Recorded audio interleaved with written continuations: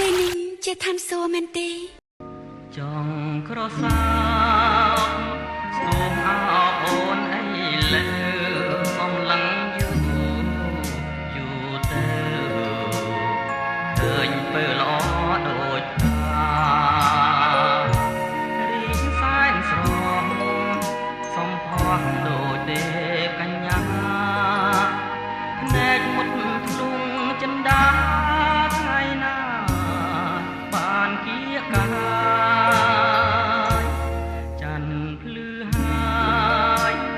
នៅឡើយមិនស្មើអូនរស្មីស្រស់ស្រទន់គួរគុណមិនឈប់ឡើយពេលជួបជួនវិញ្ញាណលឹក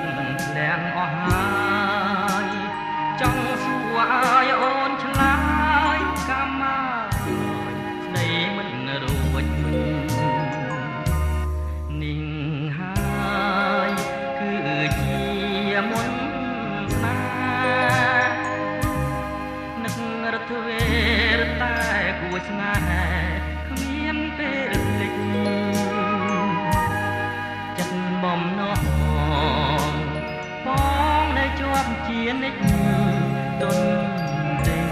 គ្មានភ្លេចចាំតែរូបព្រៃ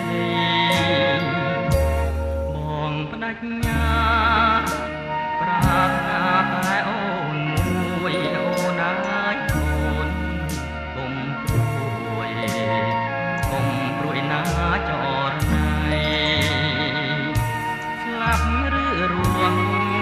បងស្មោះលំគ្រាក្សិនខ្សៃបងមិនភ្លេចទេថ្លៃរូបស្រីជាដួងចិត្តបង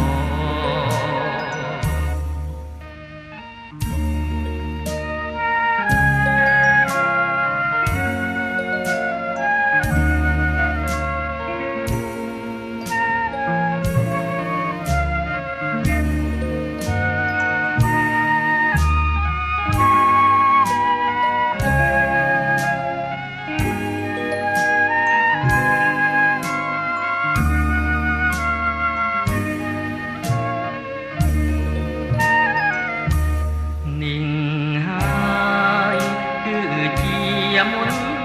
ស្នេហ៍នឹករត់វេរតែគួរស្នេហ៍គ្មានពេលភ្លេចចិត្តបំណងបងនៅជាប់ជានិច្ចទុនទេគ្មានភ្លេចចាំតែរូបស្រីបងបដិញ្ញាប្រាថ្នាតែអូនមួយអូនអើយអូនកុំព្រួយណាចរណៃស្លាប់ឬរួងបងស្មងលំគ្រាក្សិនខ្សៃ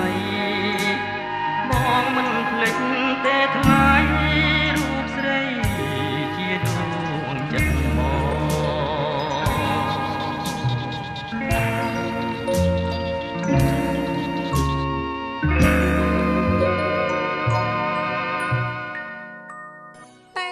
ស្រីម្នាក់